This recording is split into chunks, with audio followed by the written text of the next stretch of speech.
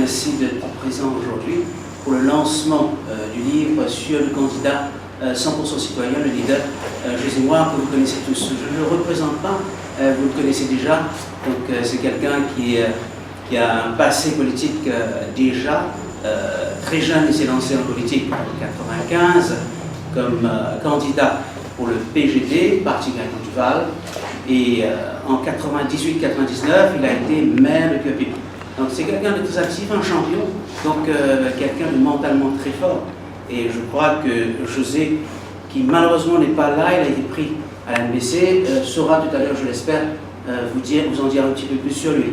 Moi-même, je suis l'auteur, Éric Balou, donc j'ai eu l'honneur de faire ces quelques mots, ce livre, ce très modeste livre sur José, qui est un personnage hors norme, un champion, comme je vous le répète, et qui a été le premier médaillé d'or au niveau africain. Donc ce n'est pas rien, le premier Mauricien à être médaillé en 85 et en 87.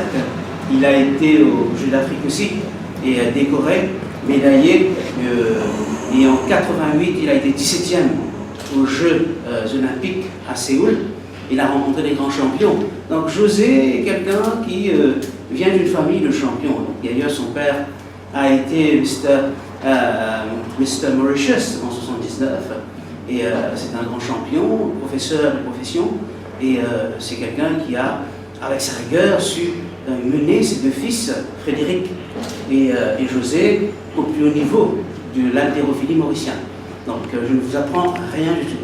Donc tout est dans les journaux. Et je n'ai fait que moi retracer la vie de José Moire, et j'ai eu l'honneur de le faire. Et aujourd'hui, nous avons, je vous présente ce livre, cette très belle photo de José, un leader, et qui nous présente en tant que leader politique un programme hors norme aussi. Donc c'est quelqu'un qui a été au très haut niveau, et qui nous démontre aujourd'hui sa capacité à apporter quelque chose de nouveau à Maurice. Nous avons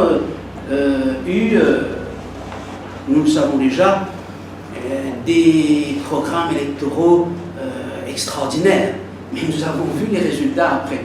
Donc José, je pense et je suis sûr, je suis certain, sinon j'aurais absolument pas écrit une seule ligne sur lui, si je n'étais pas convaincu que ce jeune homme de 50 ans pourrait apporter un nouveau destin à notre pays.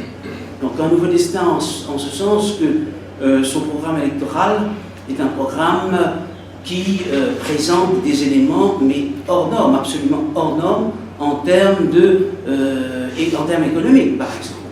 Plus de 100 milliards de roupies de roupies de projets en termes du cannabis récréatif, donc du cannabis industriel. Donc José et le 100% citoyen a un projet de plus de 100 milliards de roupies. Ce n'est pas rien. Donc je vous laisserai découvrir, je ne vais pas vous en dire plus parce que je parle beaucoup, effectivement, mais je ne vais pas en dire plus. Je vais continuer en revanche sur le personnage lui-même. José aujourd'hui est avocat, un des avocats les plus en vue du barreau mauricien. Je lui ai posé la question, et vous verrez dans le livre que je lui ai posé la question, mais pourquoi être avocat, José? Tu étais un grand champion, tu pouvais gagner de l'argent, tu pouvais gagner énormément d'argent, ce qu'il a gagné d'ailleurs, et en faisant du business dans l'haltérophilie et les salles de remise en forme. D'ailleurs, c'est lui, le premier, qui a initié cette mode, je dirais, cette mode de salle de remise en forme à Maurice. Et en 88, justement, lorsqu'il termine en tant que sportif, il se lance dans le business. Il se lance dans le business, et là, il part dans les grands hôtels, et il installe tout ce matériel dans les grands hôtels pour lancer cette mode de salle de remise en forme. C'était nouveau à Maurice, et on sait maintenant quel a été le succès. Et ensuite, il rencontre quelqu'un, et cette personne, justement, le fait partir en Afrique du Sud, et où il travaille aussi dans ce même domaine. Et il revient à Maurice un an après, etc., etc. Je ne vais pas vous raconter le livre, je vous donne quelques bribes d'informations. Et je sais que ce livre vous intéressera énormément.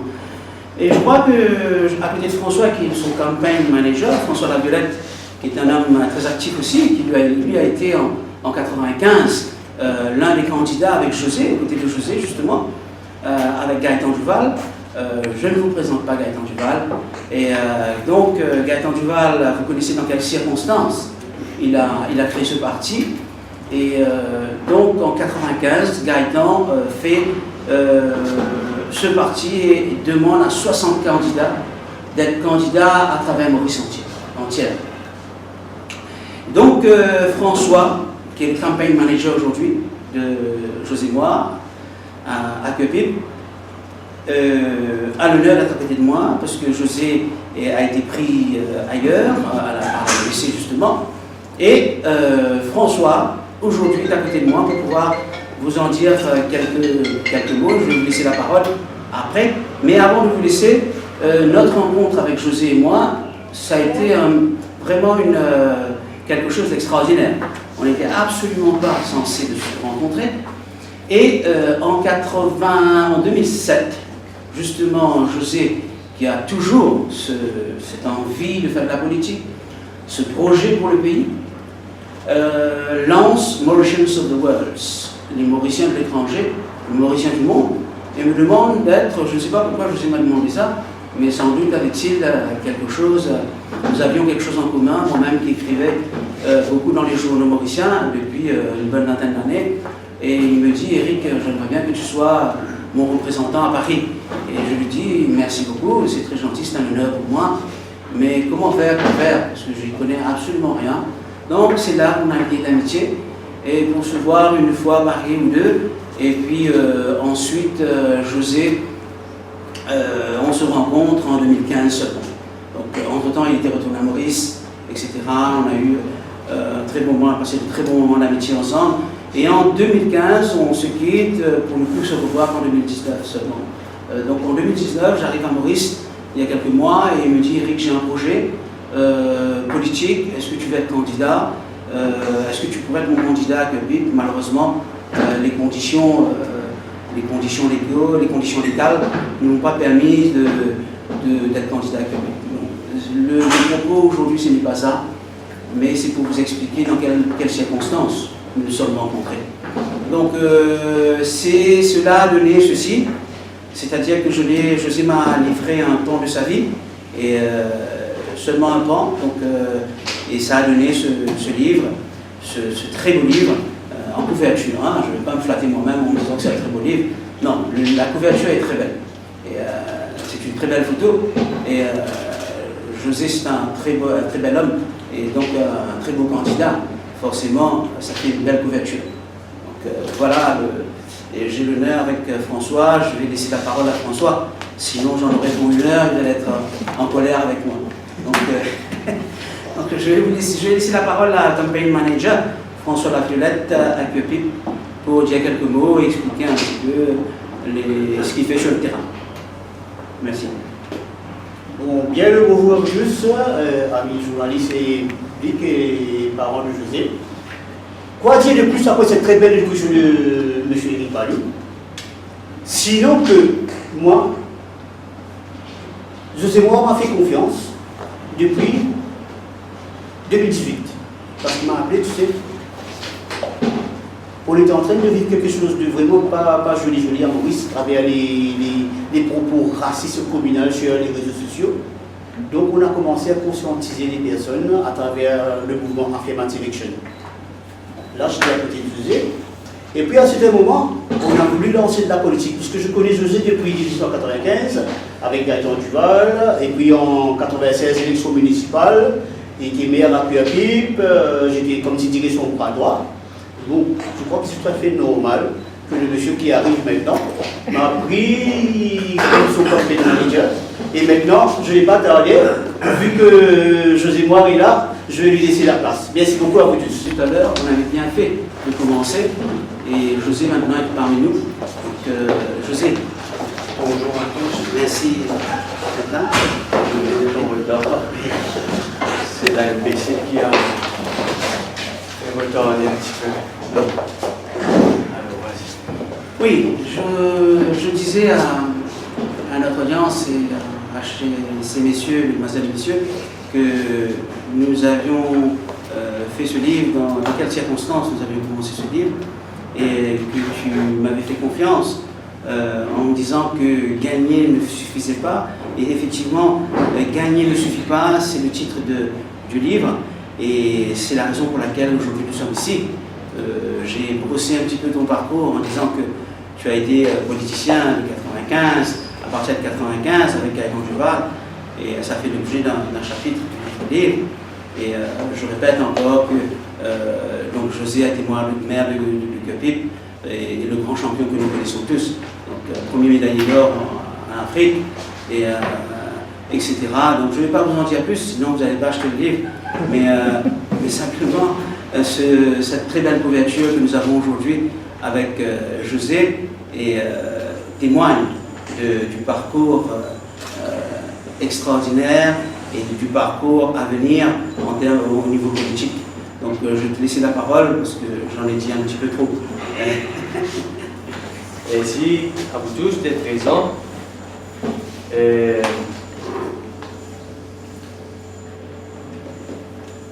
Comme le titre invoque, gagner ne suffit pas. C'est quelque part, j'ai voulu redonner au pays, surtout aux jeunes, ce que la vie et ce pays m'a donné. Je voulais redonner. Parce qu'il y a actuellement, quelque part, je dirais, un manque de repères dans la société, parce que tout le monde est dans une course pour réussir dans la vie. Alors, pour réussir dans la vie, il faut une belle voiture, il faut avoir beaucoup d'argent, surtout, il faut des belles maisons, et ainsi de suite. Donc, tout ce qui est matériel, on se concentre, on est dans une course, dans tout ce qui est matériel. Et bien souvent, ce qui se passe, c'est qu'on passe à côté de sa vie. Parce que s'il y a quelque chose auquel je tiens et que je répète à mes enfants tous les jours, presque, des fois 2-3 fois par jour, c'est que on est unique sur cette terre. Chaque être humain est unique sur cette terre.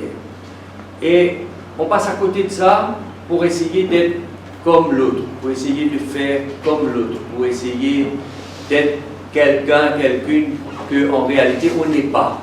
Et c'est comme ça qu'on passe à côté de sa vie, malgré qu'on ait réussi dans la vie, dans le sens matériel.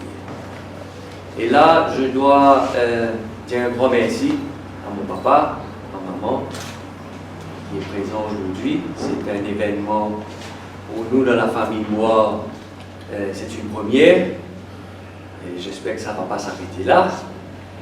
Ils m'ont donné la vie, ils m'ont donné cette éducation, cette instruction qui m'a permis d'accomplir, c'est un résumé, hein, c'est pas le tout, qui m'a permis d'accomplir ce que vous allez lire dedans. Maintenant, réussir sa vie, ce que les gens aussi, surtout les jeunes, n'acceptent pas ou ne sont pas disposés à assumer, ce sont les défaites.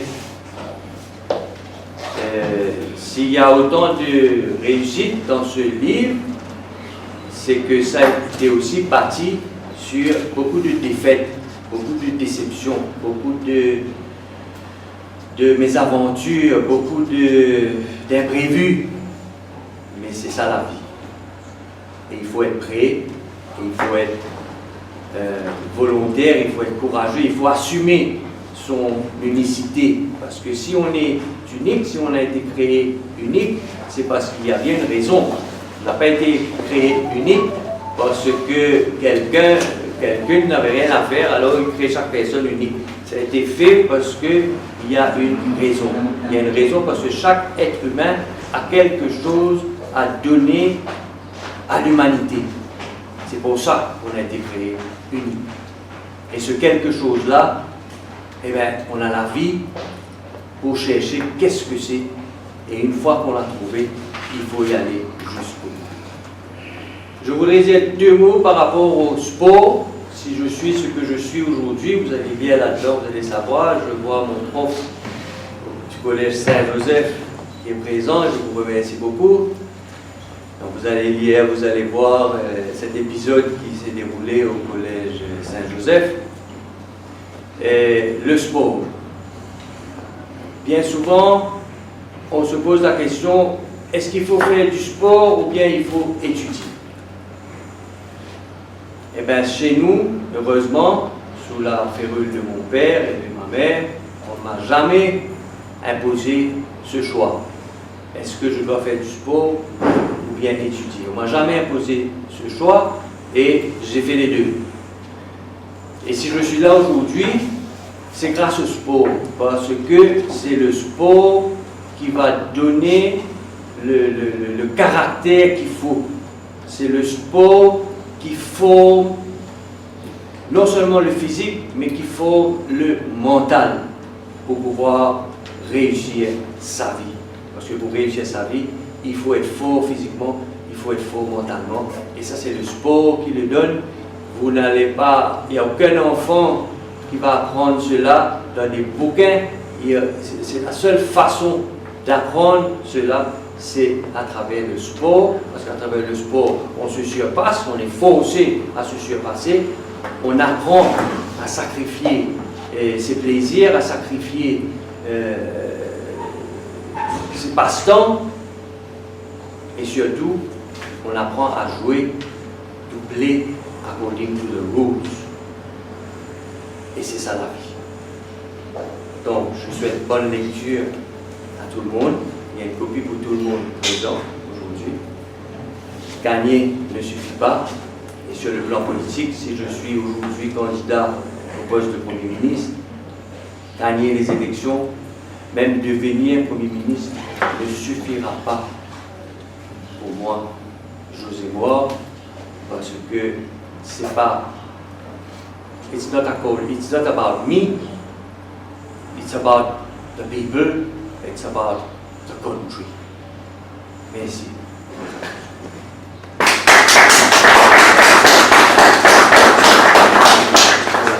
Avant qu'on ne termine, est-ce que vous avez des questions, monsieur le journaliste? Messieurs, mesdames les journalistes. Un livre se vend à partir du script, alors pourquoi avoir choisi gagner ne suffit pas?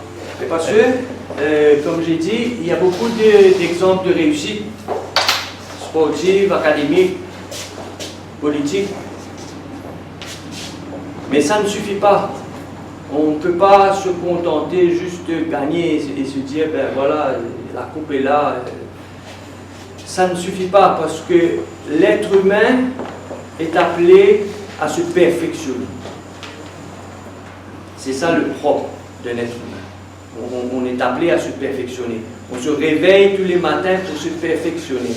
On doit aller se coucher en ayant soit surmonté une tentation, soit surmonter une difficulté, soit tous les jours. C'est ça la vie.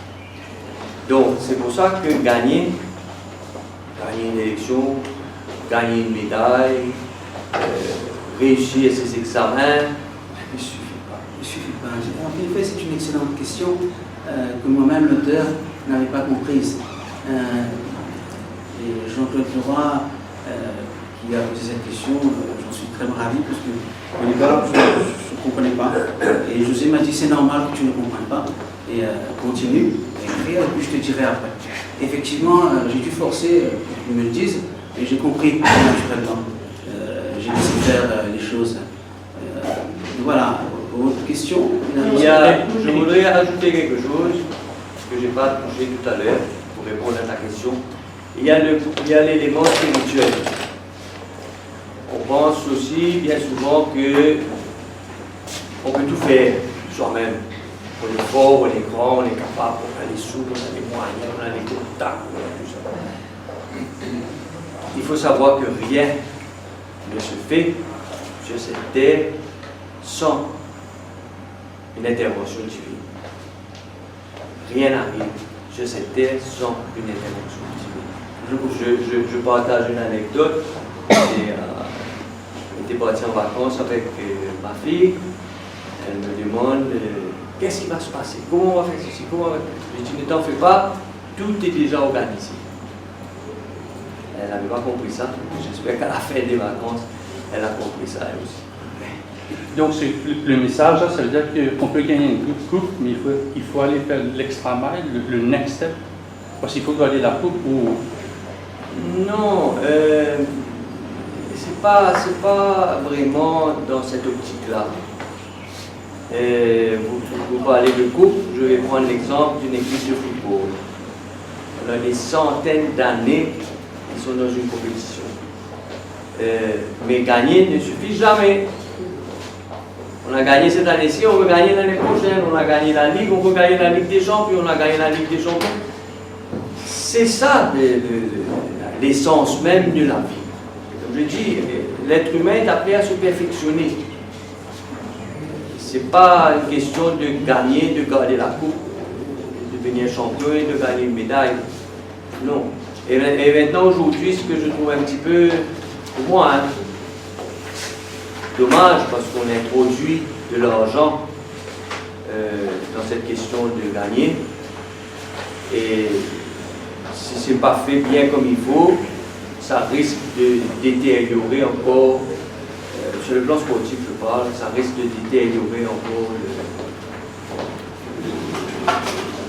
le secteur sportif. Ballot, qu'est-ce qui vous a intéressé à écrire ce livre-là sur José Mois? Qu'est-ce qui m'a intéressé? Non, rien ne m'a intéressé. C'est le personnage même qui m'a intéressé, c'est le sujet. Parce que quelqu'un qui écrit, c'est très bien. On peut parler pendant 3 heures, si c'est pour rien dire, ça ne sert à rien. Mais en revanche, si pour écrire, c'est pareil, je pense.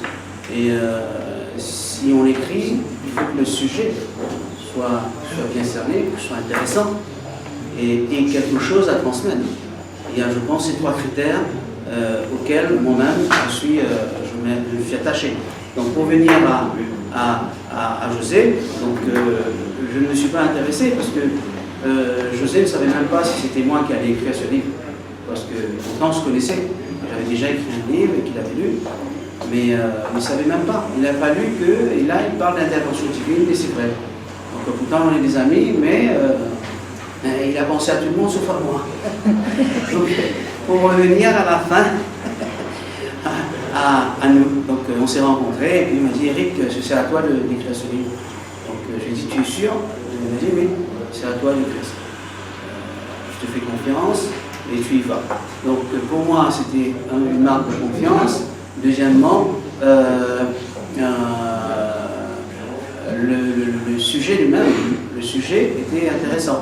C'est-à-dire José Mois, ce qu'il a fait, son parcours, etc. Et puis je dois effectivement, pour avoir écrit ça, je dois remercier une personne, je crois, qui est ici, son professeur. Rappelle-moi le nom. Il n'a pas pu venir. Il n'a pas pu venir. Monsieur Balvin Curry. Oui. Donc ce monsieur a fait un travail en amont qui a facilité mon travail. Je n'ai fait que piocher les informations. Et puis la matière était là. Donc une famille qui réussit, des enfants qui réussissent. Apparemment, la fille a été championne aussi dernièrement, je crois que c'est Océane. C'est Océane qui est là, félicitations. Et puis les records, curieusement, le père a été champion, donc Mr. Universe, très mûr, donc à l'âge mûr, c'est-à-dire 40 ans. Donc il était jeune, mais il n'avait pas 30 ans, il n'avait pas 20 ans. Et il avait 40 ans. Imaginez-vous la force donc, du caractère, le mental qu'il avait. Donc le fils a battu le record. Donc il est venu, lui, champion à 20 ans, 19 ans, je crois.